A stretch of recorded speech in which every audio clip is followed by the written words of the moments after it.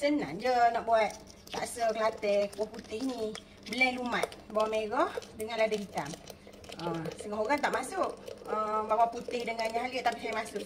Paling malas ni. Ni mana nak buat laksa ni. Sebab kena perisi ikan-ikan ni nak blend. Ni benda ni. Lepas tu kita masukkan sekali isikan hok kita blend lumat ada ni sekali campur. Santai segar kita. Saya guna santai segar, saya tak guna santai kotak. Campur sekali air kepala ikan tadi kita blend last. Lepas tu kita tapis lah. Nak kick lagi rasa dia, kita tenyeh-tenyeh. Belacan ni kita masukkan sekali. Okey, asam keping wajib asam keping. Masukkan Ajinomoto. Masukkan garam.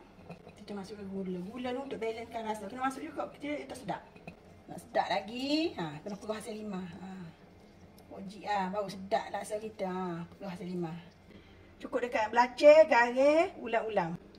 Laksa putih kita siap. Tambah, lada tumbuk kita. Baru betul. Laksa putih dah.